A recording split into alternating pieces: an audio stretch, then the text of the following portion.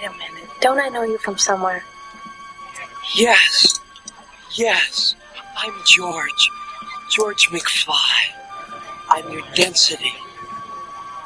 I mean, your destiny. You're there now. Just relax. I had a horrible nightmare. Safe and sound now, back in good old 1955. 1955? Now Playing is back to the future. It can't be done, can it? Continuing our retrospectives of movie series, we will be watching and reviewing all of the Back to the Future films. Hosted by Brock. He's a very strange young man. Arnie. He's an idiot. Comes from upbringing. His parents are probably idiots too. And Stuart. He's a real nutcase. You hang around with him, you're going to end up in big trouble. These will be spoiler-filled conversations about the movies. So if you don't want to know the plots, then press stop now and play us in the future when you're done watching. My calculations are correct. You're going to see some serious shit.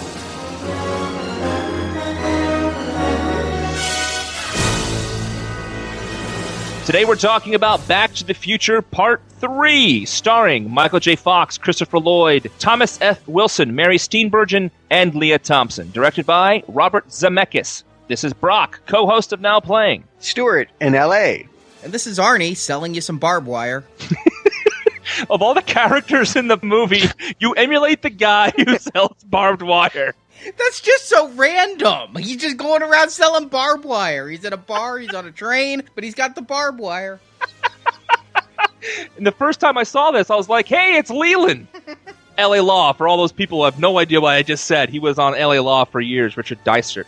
So this is the rubber match of the Back to the Future trilogy, where we find our heroes in the Wild West, Hill Valley, 1885. Did we really think we were going to be here? I can tell you, I mean, obviously they tipped their hat at it in the last movie. Marty played a video game where he was doing a shootout, and computer in the car was saying 1885 while it was on the fritz. We knew we were going to go here, but I can honestly say when I was hearing that there was going to be Back to the Future sequels, the 80s was not kind to the Western genre. I can only think of Silverado. They really didn't make them at that time. They were very out of fashion. They were very passé. Don't forget Young Guns. Actually, Stuart, funny you should say that, because I always thought the same thing, but the same year this movie came out, Dances with Wolves won the Best Picture. Well, yes, and that was the kickoff to really a whole lot of them. And although I think in my head that I don't like Westerns, truthfully, when I think about it, there have been a lot of really well-made Westerns in the last 10, 15 years. And it is a genre that I can go with, but not one that I ever ask for.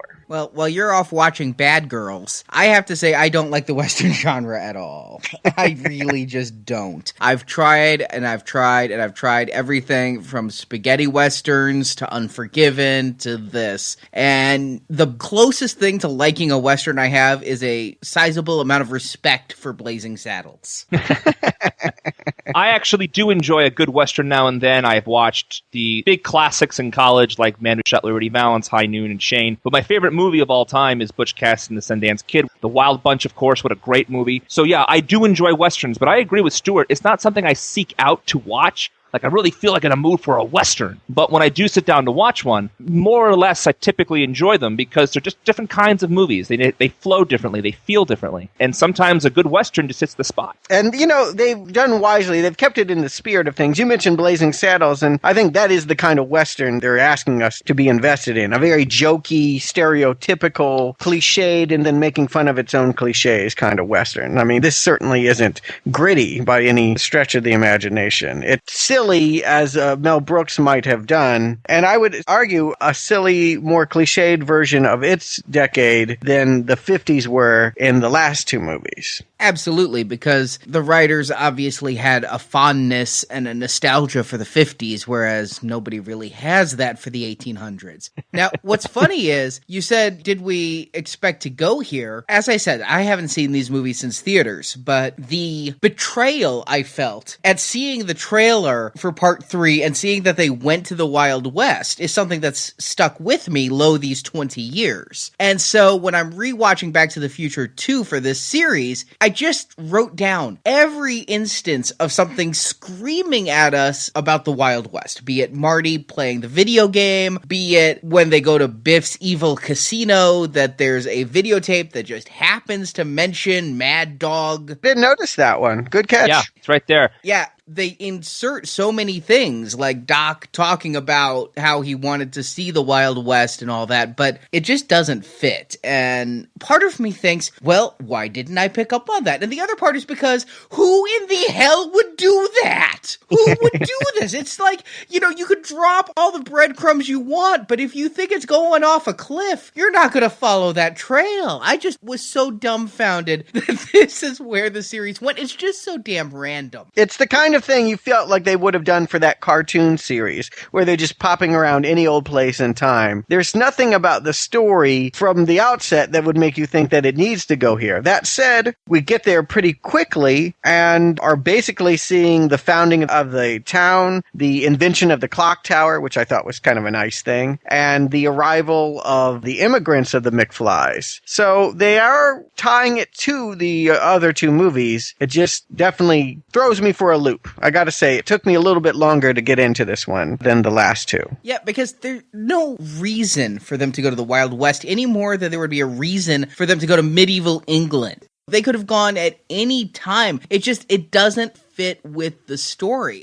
I understand that point. It seems like it does come out of the blue. But on the other hand, I found it awfully refreshing after the last movie because they stay in one place and it's a bunch of jokes and a bunch of situations in one place. Like in the first movie, you had a bunch of stuff in the 50s. Now we have a bunch of stuff in the 1885s, whereas the last movie, they were all over the place. And I kind of like how the movie just settled in. It was actually a beginning, middle, and end once they got to Western Hill Valley and had get out of there as opposed to time traveling willy-nilly wherever they wanted to. Oh, I agree. Yes, it's much less busy than that second chapter is. And you're right, it is refreshing to be in one place. They actually sort of flip the circumstance of the first movie. I noticed the same thing, that this one felt a lot more structurally like the first one than the second one did. And when I went in to see this third one the first time, I kind of figured, well, yeah, the Wild West, but they won't be there long, because the last one, they hopped all over the place. There were 4 different time periods represented there if you count the 2 different 85s separately. Yeah, they sold the second movie as being all in the future, and then when you get there, you find out it's only really 20 minutes. And why wouldn't the West be the same kind of bait and switch? That was only 20 minutes? God, that felt like forever. The other thing they bring back here is the canard of Doc is going to be shot and killed, which is right out of the first one. Here you have Marty stuck in the 50s, and you get that wonderful bit of interplay from the end of part 2, and then he and the 1950s Doc have to find the DeLorean that 1980s Doc left in 1885, hidden in a mine, and they dig it out, but they find that even though Doc left a note saying, "Don't come back for me, I'm very happy here with Clara" in the 1800s, a few days after he wrote that note, Doc was shot and killed, and that's right out of the first one again, only instead of the Libyans, it's Mad Dog Tannen. Right. They've done a pretty good job of finding the conventions that worked in the first movie and worked them back into this movie. And they're in the second movie too, but this time it feels different because it's just taking a breather. It's not running around. It's not so frantic. Also, time travel is special again. The second movie, we really took it all for granted. This time, since they can't travel so easily, it really is something that we can get invested in and how they're going to get back because there's stakes. I didn't feel the stakes they set up in the second movie were something that I needed to care about. One thing you did mention, they found out that Doc got shot. How they found out that Doc got shot in 1885, a few days after the letter, always makes me laugh because basically the dog, Copernicus, apparently can read. Because he read the tombstone that said Doc Brown. Now, whether or not he was just peeing on the thing and Marty saw it, it always looks to me that the dog is calling Marty over to read this tombstone out loud. It didn't bother me. I didn't really notice it. The introduction of the tombstone is something that they play with for the entire movie, so it is an important device. He had to find it some way. I guess a dog works as good as anything. Honestly, the dog never worked for me. I mean, he never does much, so why not give him that little bit? Sure, and talk about bringing back a convention from the first movie, of course, we should also mention they also use the photograph of the tombstone. They do indeed. They take a Polaroid. In the 1950s, let's keep this straight, in the 1950s, they take a Polaroid of the tombstone that when Marty is back in 1885, he looks at, and it's slowly unveiling what it will read. It's meant for someone. At first, they think it's Doc, and then that could potentially change. What's really funny about your statement, Stuart, is people today won't know what a Polaroid was. People in the 50s didn't have Polaroids. He actually just took an old-timey camera. So when Marty travels to the Old West, he runs into Indians who pop the gas tank, which then makes them not be able to drive 88 miles an hour. Now, that's supposed to be a big gag, is Marty's at a drive-in theater, and he's running right at a wall with some Indians. And the whole thing is the wall won't be there when you're in the past, but no, what's there? Indians. Real Indians. Yeah, that made me groan. That was not funny. Was that a joke that worked for you guys? Because it was such a big joke, and it happens actually like twice. It was telegraphed. It was completely telegraphed. Mm-hmm. You know, and one little bit more about the Indians is I feel like they missed an opportunity here. When they go back to the 50s, they show some of the racial segregation that goes on between blacks and whites, and that the blacks end up befriending Marty and help him with his problem with Biff, and you get that tension. Here, the Indians show up and they're never seen again. And I feel like, wow, why introduce them as characters and then not show how they're being oppressed in the Old West? I feel like they were just a cheap device. You're right. It was a visual sight gag. To go from the drive-in to see them there, anything could have popped that gas tank. I don't know why they had to go the Indian route. It could have been the bear in the cave, you know? My rule's always, as a screenwriter, is if you introduce it, you have to use it. And they didn't. Exactly. For a screenwriter who wrote the first movie where nothing was extraneous, to not have the Indians come back at any point in the movie is a little bit odd. Yeah, they could have been there, if only as background characters. I'm not saying a major storyline element, but they totally disappear after they've done this thing to the DeLorean. So then Michael J. Fox passes out again, and he's woken up again. This time, he's in his great-grandparents' house in Hill Valley in 1885, and of course, it's Michael J. Fox in a really bad red wig and an even worse fake Irish accent. And we finally figure out what this whole chicken nonsense was. It was an Irish joke. He is of Irish descent, McFly's, and I suppose we're meant to think that the reason he has such a short temper is because, well, that's what Irish people are like, which kind of shows you the humor level of this particular chapter. I actually never got that. I never got that either. Do you think they could have put Crispin Glover in this role? Because Michael J. Fox, God bless him, is absolutely terrible playing Seamus, the Irish great-grandfather, whatever he is. He's just terrible. Every time he's on screen doing that bit, I just wince and I want him to go away. Do you think it was maybe meant for Crispin? And I'm sure Chris would have made it his own.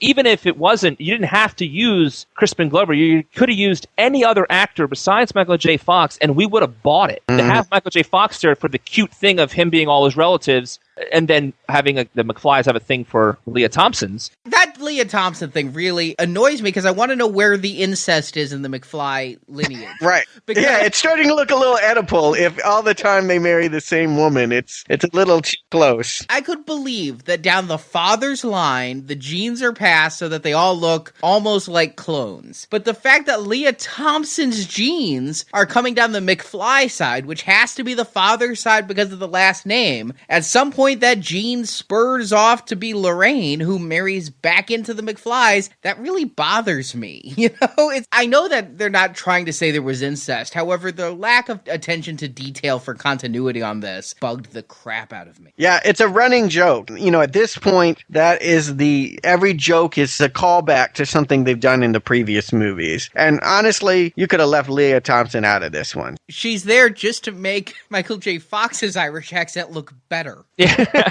And obviously they wanted to keep her in the movie somehow, so they put her in this role. But honestly, you could have taken out the entire McFly subplot of the ancestors of him. I mean, it's kind of a nice touch, I guess, But for me, every time I see Seamus and whatever her name is, Maggie, I think, I didn't really care. The parts of the movie when they show up, they're okay. I don't really need them. No, we're there to find out what happened to Doc. That's all that we care about. To know that the McFlys had settled there and what they were like, and the idea that Seamus might be learning something from Marty, which isn't very clear to me. I mean, he's there at the big shootout. Are we meant to think that he has a story arc? Does this history get changed by him observing his great-great-grandson at the shootout? I think it's reversed. He influences Marty, but I don't think Marty influences him. At least if so, that was not something I got. Right. Yeah, I couldn't figure it out, but I find it actually really sad that all of these families have lived in this town for 100 years. Yes. I mean, maybe it's because I'm the son of an immigrant, but I don't know anybody who really even lives in the same town as their parents, let alone their grandparents. All right, I guess I do know some people, but to go back this far, don't these people ever move? The fact that it's Mad Dog Tannen and the McFlys and all of this, I was surprised Doc didn't have a great-grandfather floating around in this town. Except he seems to have no lineage. He came from nothing and went on to be nothing. well, yeah, they do establish in the first one that he has the mansion, and so that he must come from some kind of wealth that has been there for a while. But yeah, who knows? You know, and I brought up when we were talking about the first movie that there were a lot of details that reminded me of It's a Wonderful Life. And one of them was the idea that George always wanted to get out the character in It's a Wonderful Life. Jimmy Stewart's character. Not George McFly. Always wanted to escape his small town. And the fact that he was trapped there sort of did remind me of that insular quality that Back to the Future has. The more they go on about it, the more sequels and all the alternate timelines, the more that becomes a problem. I had a big problem with it in part 2 because I thought if Biff was going to become rich and famous, he would not settle and open a giant casino in Hill Valley. He would go to Vegas. He would go to, Dubai. I don't know where he'd go, but he would not go and open one in Hill Valley. That's stupid. You don't think he'd rather be a big fish in a small pond because Biff is that kind of guy? Biff had the winning scores. Yeah. At that point, he could be a big fish in a big pond. I mean... Yeah, exactly. Yeah, he had all the winning scores for every game ever. He didn't have to stay in a small pond,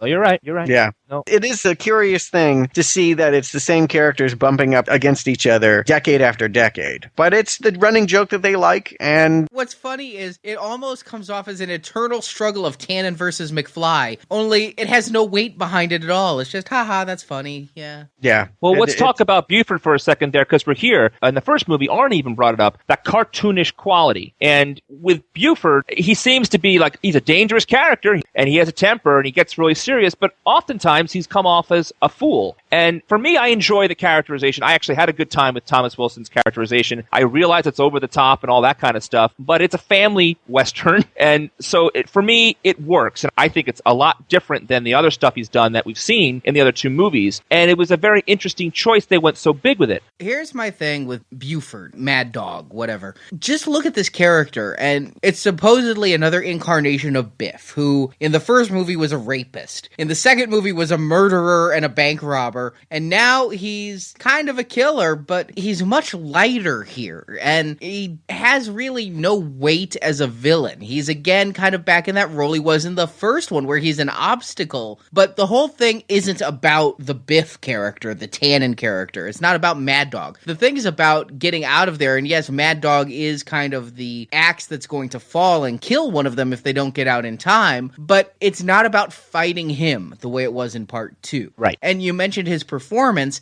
and I thought Thomas F. Wilson was terrible in all of his incarnations in part 2. In part 3, I loved him. He got into that character, and I don't even like that type of character, but I went with it. And everything that he did as an actor, I went with. I disagree with a lot of the writer's choices. Like, not only is there a Tannen in there every time, but he has to say all these wrong phrases, like, make like a tree and get out of here. I know that's not what he said in this one, but those types of lines. Not only the same looking person, the same actor, but they talk the same way. They're just basically role-playing or cosplaying. Well, that is a theme in Back to the Future, is that history repeats itself, and that generation after generation is just like the next one unless they make a big, big stand. You know, I just felt like this character was sort of a live-action version of Yosemite Sam, and knowing that Zemeckis was coming off of Who Framed Roger Rabbit, I think that it might have almost been intentional. I mean, he's a hothead, he's essentially Biff as Yosemite Sam, and he's there to start the time clock, because otherwise, Marty and Doc could take as long as they wanted to figure out how to get the car up to 88 miles and get him back to the future. But because we know that this Mad Dog Buford character is going to kill Doc on this date, as it said on the tombstone, and then that changes and they think it might be Marty that's going to die at that time. But regardless, we believe that because there's going to be a showdown, they have to get out of there the morning before the showdown. And that's essentially why this character is important in this installment. They thought he was shot on that date, but actually what's kind of fun about it is he got shot 2 days before and it took him 2 days to die, which I thought was really cool because back then, you know, medicine being what it was. Mm-hmm. And so that was really cool. They kind of slipped that in there because at the dance he gets the gun in his back kind of thing. So I thought that was great that their timeline was completely off. They just assumed. And we talked about this in the first movie, how, you know, if you really want to get technical about time, at what second did the lightning hit the clock tower? Well, here, they didn't even think about that, and it could have changed the entire thing. But I always liked that little plot detail. I didn't really mind the same characteristics throughout the characters because of the reasons Stuart said, that I kind of like that history does repeat itself. Whereas with Marty waking up and talking in his sleep and thinking it's his mom, that kind of joke got very stale this time. Hunt him down like a duck, I thought was funnier because it fit the character better. I kind of enjoyed it, have his first-hand crony helping him count. Can't count the Marty out of the bar, or correcting him about how he can't shoot him on Saturday because they're out of town or whatever, don't have his guns or whatever the reasons they gave. Those kind of things, that made the character more fun for me. I really enjoyed that this guy was a stupider version of Biff. I could go with they're all being stupid. I could go with that because that's believable. And I could go with history repeats itself in situations. It's just that basically, again, it's the same character every time. And that's not history repeating itself. That's these creators of this movie thinking, oh, aren't we clever? Well, it's part of the fun of the series and why I'm a fan of this series, because of these little nuances that kind of run through. For example, with this character in particular. I kind of like that. And I consider it to be a betrayal of part one. Because in part one, they had a few similar mannerisms between Marty and George McFly. They had a realistic level of similarity. However, I think what happened is Robert Zemeckis went off and made his cartoon and then came back and made these, but he's still in cartoon land. And it bugs me. Yeah, I kind of concur with that. I will say this. Most of the humor kind of fell flat for me, and I did feel like you were saying a lot of it was more clever than actually good. I could appreciate it intellectually, but it didn't make me laugh. But one joke that it made me laugh, I really enjoyed it. In the original Back to the Future, Marty is dubbed Calvin Klein in the 1950s because he's wearing Calvin Klein underwear, and they don't know what designer underwear is back in the 1950s. In this one, he has chosen the moniker of Clint Eastwood because he kind of is costuming himself to look like the man with no name. And then when he's called a chicken, they say, do you want to think that everyone thinks that Clint Eastwood is the most yellow-bellied person that ever walked Hill Valley? Stuart, this is for you. Everybody everywhere will say Clint Eastwood is the biggest yellow belly in the West. There you go. It's a good one. I smile every time. I smile now. It's great.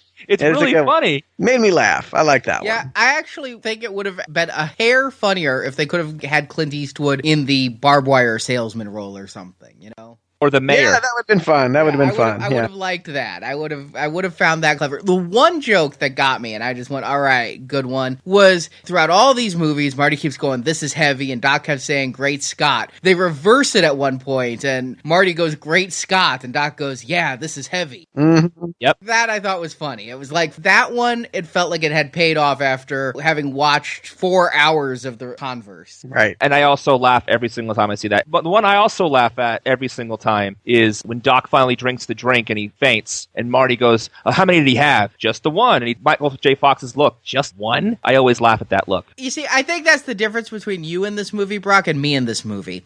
You laugh at these jokes every time. Yeah. I kind of chuckled the first time and never found any of them funny again because I just don't think they're that good. The first movie has jokes that I can laugh at time and time again, and these sequels do not. And that's really interesting because for me in this movie, more than the last one, and again, why I'm a fan of the series, is I really enjoy the characters in this movie. So when I'm laughing, I'm enjoying the ride these characters are on because, again, like the first movie, although not as much, admittedly, I am taking the ride with them. I'm invested in what's going on with Marty and Doc in the Old West. And so we've spent so much time with these characters that when they have interplay between each other, like the Great Scott stuff like you just mentioned, or this part with the drink I just mentioned, when Doc comes out from the back and says, what I really miss here is Tylenol. That's the perfect thing for him to say in that moment. It's because that's what the character would say. I really see the characters come alive for the first time since the first movie, and that's why I'm a fan of this series. That this one really shows that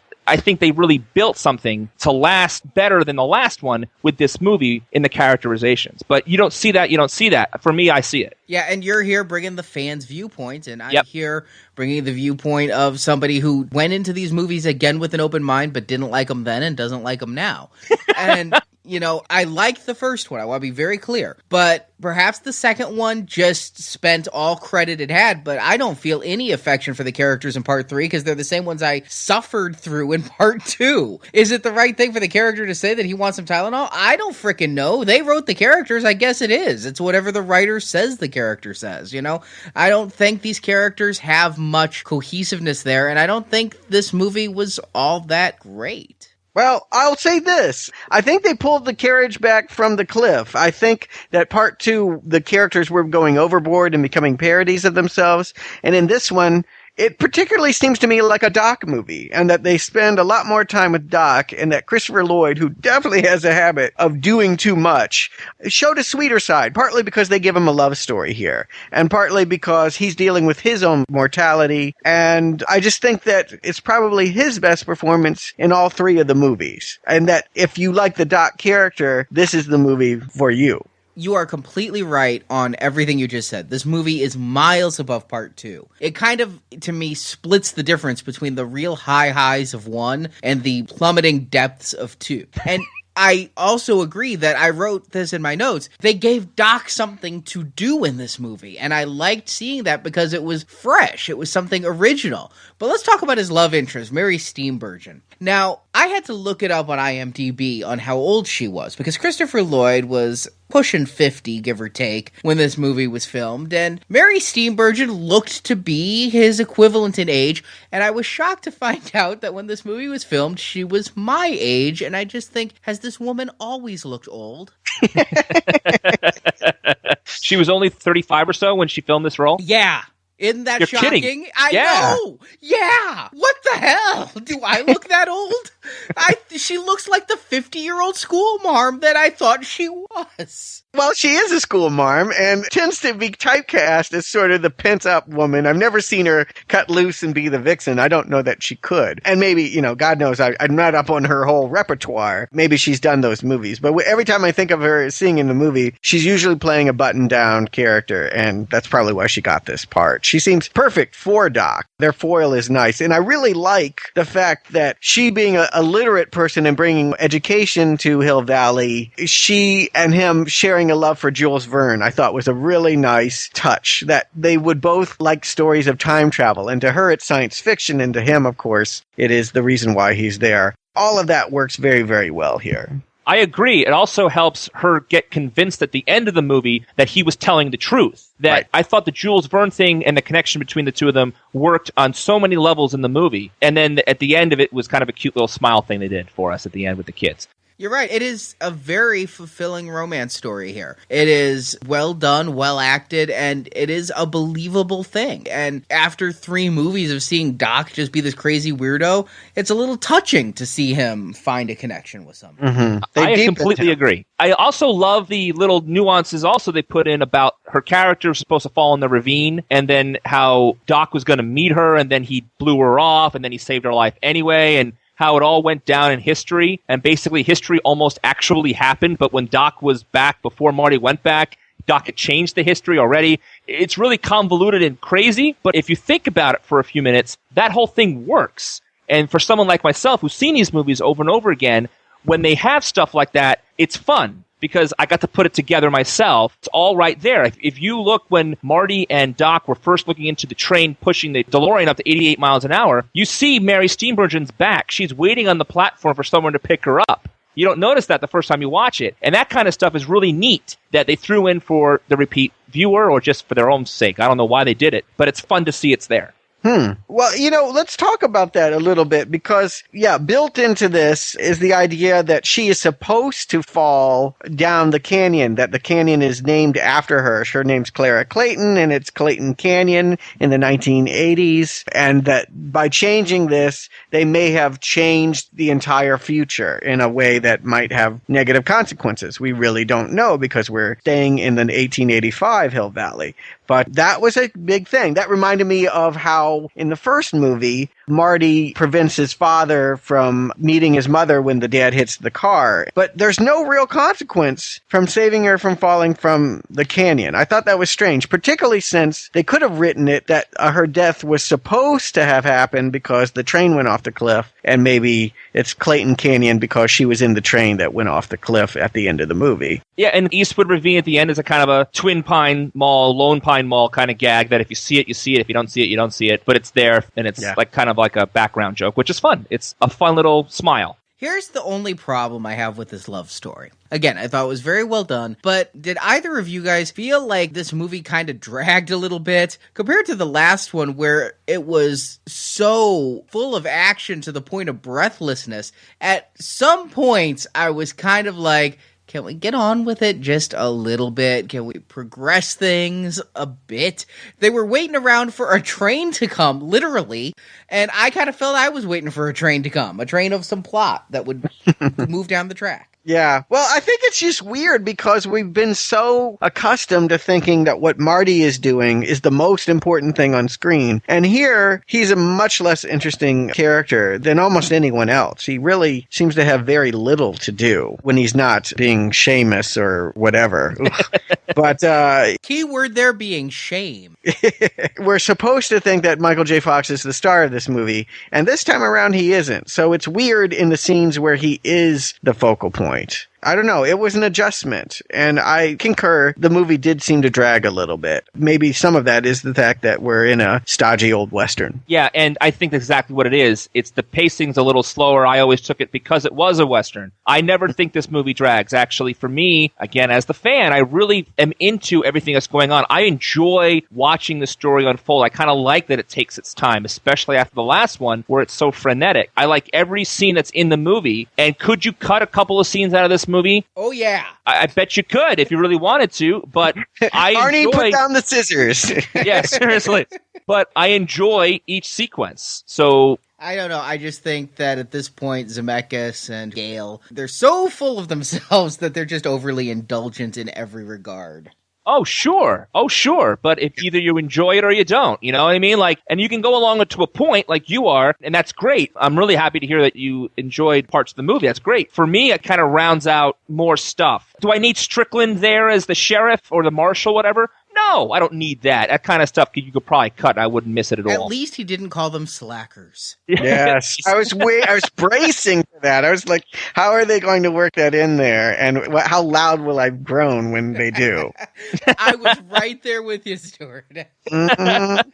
They don't do it. They resist. And God knows there's a draft or two probably sitting somewhere in Bob Gale's house where they did somehow work that in there as some kind of pun. But they resisted. Can we talk a little bit about time travel? Because I feel like, Arnie, you spoke about betrayals. I feel like the one betrayal that they do here that is not in the other two movies is how Doc is flip-flopped on his policy towards time travel. He starts off, he builds a time machine. As an observer, he wants to see history and experience it and live beyond the span of his life. And in the second one, he's realized the error of his mistakes and he wants to destroy the DeLorean. But here, he can't quite make up his mind whether it's a good thing to mess around with time or not. He still wants to destroy it for the majority of the movie, which makes the ending just a complete confusion. But yes, he wants to destroy it, and that's why when Marty finally gets back to the future, and he happens to come in because he can never not hit something when he travels through time, apparently. He gets hit by a train because he's on train tracks, and he goes, well, Doc, you got what you wanted. The DeLorean's destroyed. So up until like the last 10 minutes of the movie, Doc's like, time travel's bad. Time travel's bad. So if we're ready to talk about the ending, then the complete end where all of a sudden he has outfitted a steam engine with the flux capacitor and flying gear and is traveling all through time with Clara having babies. What?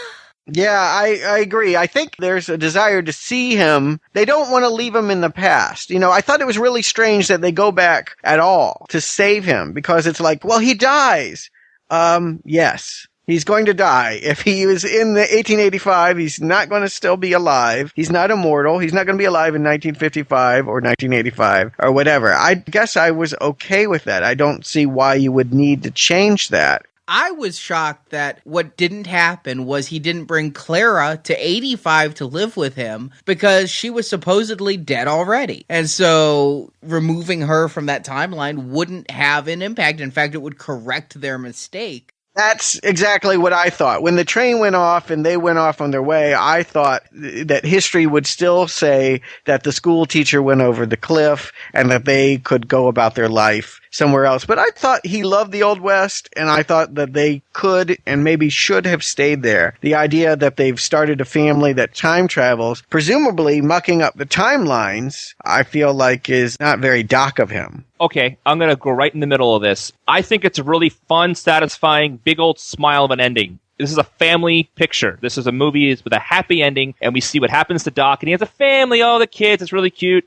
And the joke of it being outfitted for hovercraft and coming towards a screen, that's blatantly a tip of the hat to the original ending of the first movie, which was so satisfying. For my money, one of the best endings of a movie of all time is the first movie. It's so much fun. Leaves you with a big smile on your face after watching that long movie about time travel. What a great way to end it. And yes, technically speaking, you are absolutely correct about how it's inconsistent. But on the other hand, it's a nice ending. It's a really sweet, put a bow on it kind of ending. I like the ending. We have done a lot of movie series that I'm a fan of. Yeah. And I've been their defenders, but I have never once shown such blind adulation of a series as you're showing here. You're like, yep, it's flawed. I love it. And I just can't even grasp that. It's flawed. You may enjoy the series, but if you can't point out the flaws, then that becomes almost creepy. I completely agree with you that it's against the character. What I'm saying to you is that as an ending of the movie and of the series, it's a big old button on it. It's just all it is to it. It's a happy ending. It's a betrayal of the series, but it makes you smile because they did it. It's like what Stewart said to me with Star Trek V. If Zemeckis took a big crap on film, you'd like it because it's part of the series. Not true. Well, I didn't like the last one. I didn't like the last one at all. I actually said don't watch the last one, even though I'm a fan of this series. I couldn't get past those things. I completely agree with you that the Doc that we've met, and he's flip-flopping this movie, you know, he wants to stay with Clara and stay in his time until Marty talks him down. And then when she was going to die, they decided to take her with them, and then they go off on the hoverboard, all that kind of crap. But the point is, yes, it is completely against the character, but it's a big old happy ending. So whether a happy ending or not is consistent with what we watched with the character, I don't know if it matters at that point because it's just the ending of the movie. It's just a big old smile at the end of the movie. So it's not that big a deal. I hear what you're both saying. And I think I understand why it's agitating you, Arnie, but I think what Brock is right about is it's the kind of ending we wanted to see for this series. It's the way we wanted to feel when we walked out of there, as long as we don't think about it too much. If you think about it too much and you think about how it ties in or doesn't tie in with what they set up, it is irritating. It is frustrating. It is a betrayal, but it leaves us on the surface, giving us exactly what we came there for. So I guess it's a good ending if you don't think about it too hard. I'll say one more thing on this, and then I'll let it go, is that this entire movie is a lighter fare. This one really feels more like a family movie than even the last one does, because even the first one. Yeah, it's really light. And so this kind of ending, I guess, really makes it more of a family picture entirely. So that also is why I think it works for this. But yes, I completely concur that if you think about it too much, you're right, you can find it. But then again, we can think about the time travel thing in the first movie, even though we love that scene with the clock tower. We can nitpick it if we wanted to, but you don't have to. While we're nitpicking things, can I ask where in the hell Doc got 1.21 gigawatts in the 1880s for any of this time travel? Oh, he eliminated that with Mr. Fusion. On Marty's. But how did Doc's train get 1.21 gigawatts? Maybe he studied it in the couple of days he had with the vehicle. He said the parts weren't even going to be around until the 40s. Yeah, well, yeah. It's okay. Right. Okay. I can nitpick. Is sufficiently picked on this. Yes, I would just say this, to take this in an entirely different direction. If I were going to travel around time, I think I would want something a little less conspicuous than a flying steam-powered train engine. I mean, Doctor Who went around in a phone booth, and that kind of sticks out. But a flying train? Especially a phone booth in the future. When are phone booths now? Yeah, a flying train really doesn't fit in with any era. Well, then again, if you really want to nitpick, why is he on the train tracks at all? If he has a flying train, he can appear anywhere he wants to, but he actually appears in the end on the tracks. So if you want to go, we can go. And how does he know Marty's going to be at the tracks at that time? Well, here's the thing. The end of this movie sucks. Much like part 1, where I said anything in the 80s just didn't work for me, but I loved the 50s, even though I hate the Wild West, just in general, the Wild West was the portion of this movie that worked, but they just can't get the 80s right. In all 3 Back to the Future movies, never once have I been happy to be in the 80s, including this one. We come back, we get the return of Flea. Yay. You know, the stupid-ass chicken storyline is resolved by Marty not being chicken because he, in the 1880s, physically had to see his name on a tombstone, fading in brighter the more he went to challenge someone who was calling him chicken. It took that level of message for him to not care that he's being called a chicken. So the chicken storyline gets resolved. Yay. Elizabeth Shue gets 5 more minutes of screen time. What a waste. Yeah, I didn't realize she was still in the movie. And then Doc shows up. Anything that happens after he gets out of the 1800s, you know, I never thought my favorite period of any movie would be the 1800s period. But here, you know, as soon as they got Back to the Future, it was like as bad as part 2. I will say this and agree with you in full force. The way that they try to resolve Marty's temper issue by having him avert the traffic accident that's going to cost him his rock career, I said it from the first podcast. Marty's not a rocker. They should have never had that in there. It's irritating. It doesn't work. And this resolution is forced, to say the least. It's terrible. And he's not a brawler either, you know? The idea that Needles, the Flea character, would be the one to cause the car crash, I didn't realize it was happening like the next week either, after they imply that he's going to have a car accident. I would just say, why didn't Doc just come back and prevent him from being in the car at that time? You know, rather than taking them off to the future to mess with their kids, he should have come back a week later and said, hey, don't play chicken with Needles on the road. Yeah, but Marty would have heard him being called a chicken and it would all go out the window. I guess, yeah.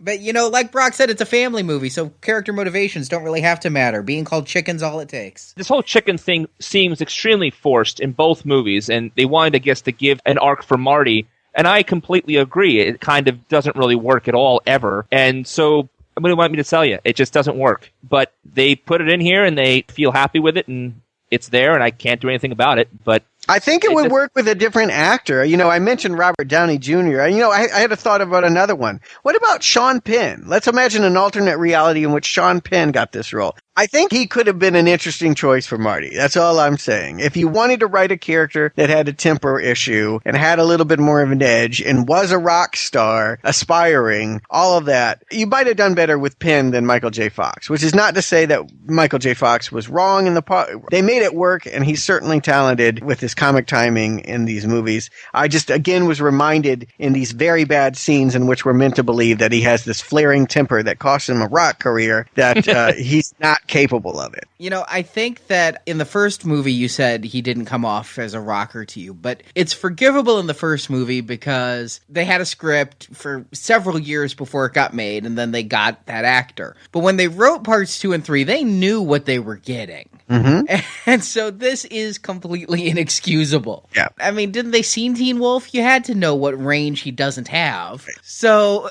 yeah, I didn't buy his wolf rage. I'm not going to buy his time traveler's rage. And the thing is, I would have honestly just sitting here armchair quarterbacking the thing. How about have something that happened in part 1 create this character defect? Like he has an ego or something because he fixed everything or something like that. He has an ego problem. I could go with arrogant for Michael J. Fox. I just can't go with scrappy. Yeah, I agree. There was probably many different ways they could have gone. I understand the need to give him a problem that he corrects in the course of the 2 movies, and that by jumping around in time that solves it. That's good storytelling. I just don't believe that you can solve someone's temper in this way. I don't think anybody can solve their temper if they truly have rage issues would solve it by going through this process, and I certainly don't think Michael J. Fox is that brio. And you know what? I think this is just symbolic of the problems I have with both of these latter movies is they are doing the right things in completely the wrong ways again and again and again. There's all these things where like, yeah, that was a good idea if they'd done it different. Yeah. I agree with you on the second movie entirely. I think they had a lot of clever ideas in the second movie, but I don't like the way it was executed. Here, I think a lot of more of the ideas they had worked. But you could have had your family-friendly ending that fit, but done it different without a flying locomotive, and could have put this script through one more draft and have Doc reconcile his time travel things rather than have it be so out of the blue. You could have done everything they did, but made it work if they'd just done it a little different. Every intent they had with part 3, I believe, was good. The execution, not quite so much.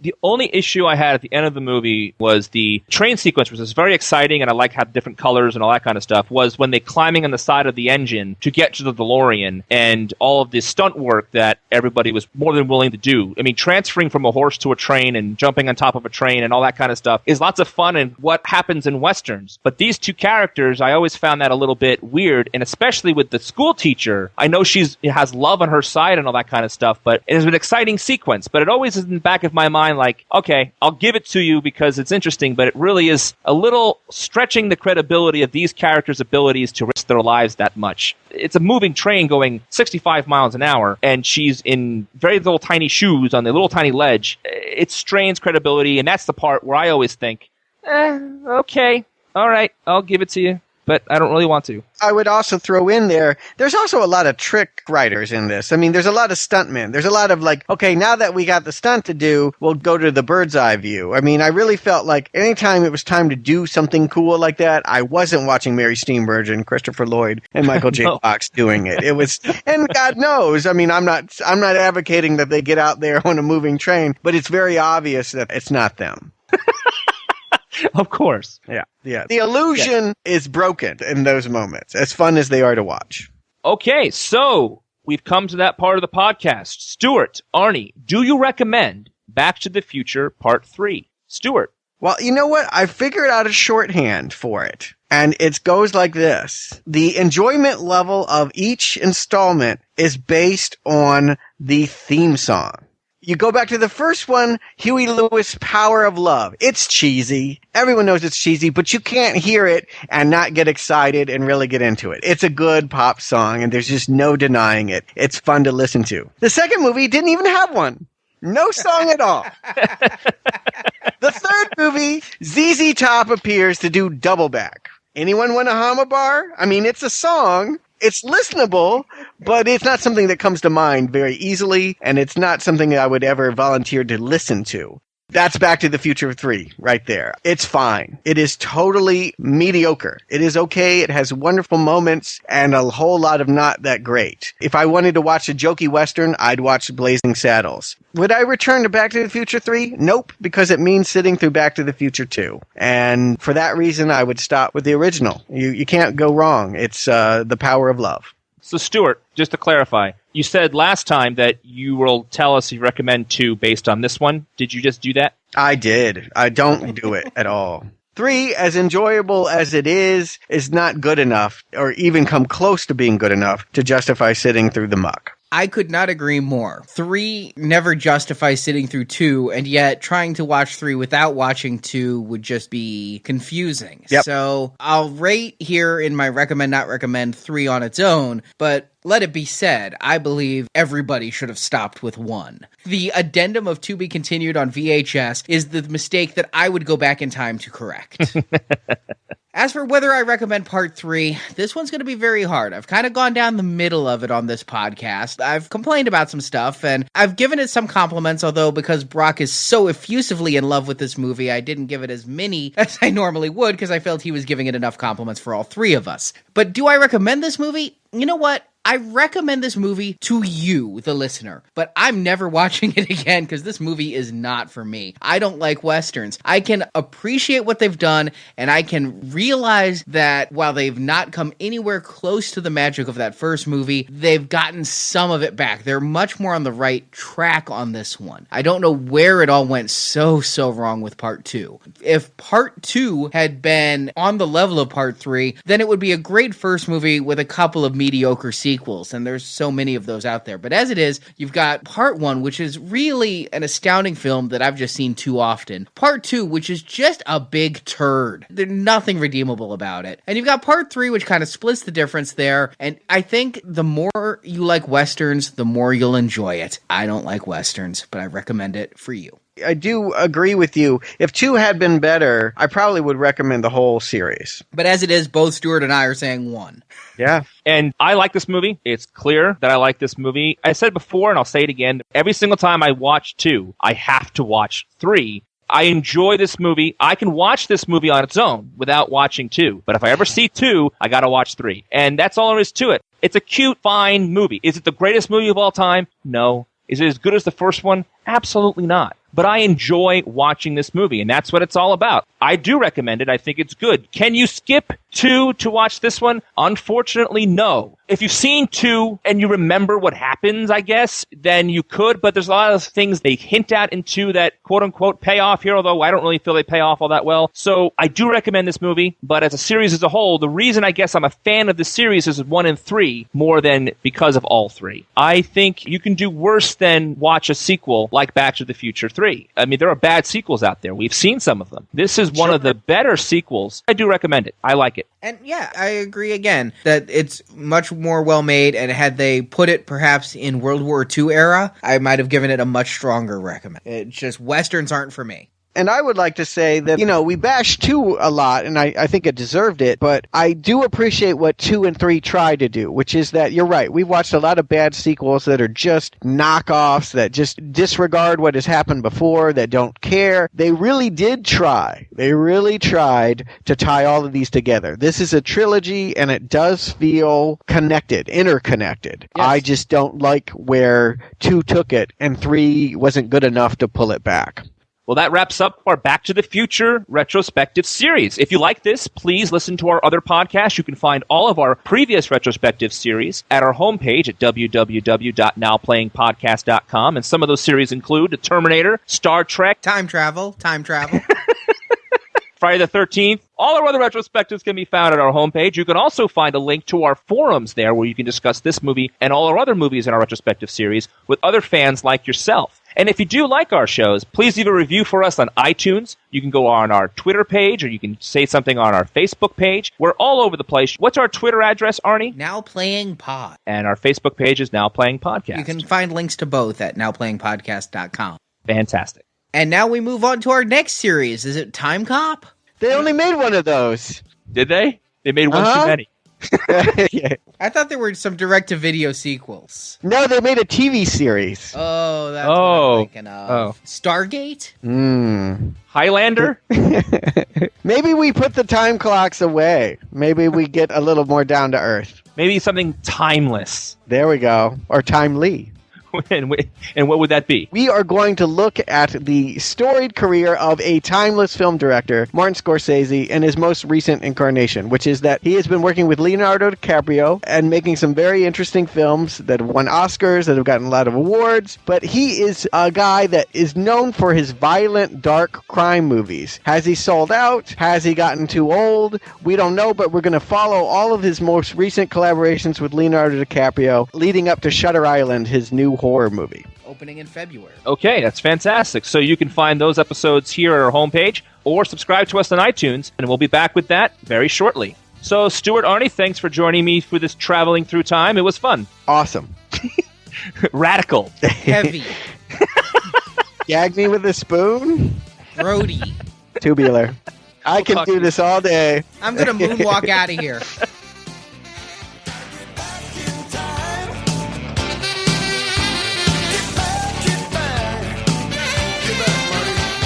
Roads? Where we're going, we don't need roads. Thank you for joining us for this episode of Now Playing's Back to the Future movie retrospective. My God, has it been that long? If you enjoy this podcast, please leave a review for us on iTunes or post about us on Facebook, Twitter, or your social media avenue of choice. Say hi to your mom for me.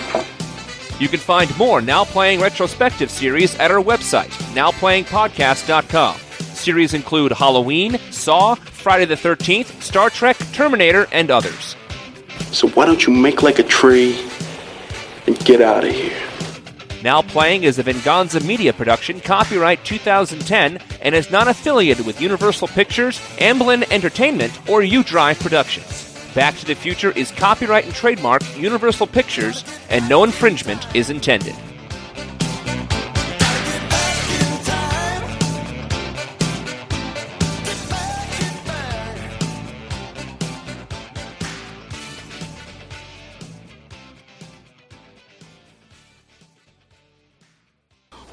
.21 gigawatts! I was trying to think of something clever, like Wild Westy, and this is Arnie. No saloon for you, no hanging out at the clock tower. You know, I was trying to get like Biff's voice in my head from this one, and this is Arnie. But the Polaroid is so 80s as it was a perfect reference for this podcast. Oh, it's not a Polaroid? Did I invent that? Or maybe I'm just stuck in 1985. I don't know. You've got to get Back to the Future, Stuart. They don't even do that. It's Eastwood Canyon when they go back to 1985. Well, it's Ravine, but yes. Okay. Yeah, it doesn't matter. Nobody cares. Yeah, no one cares. Yes. I know. I care, but yes. Hair split, but point still valid. Arnie? Yeah, I'm here. Hold on. Are we keeping you from something? Sorry, my daily masturbation comes at this time. Well, you got to get it in there.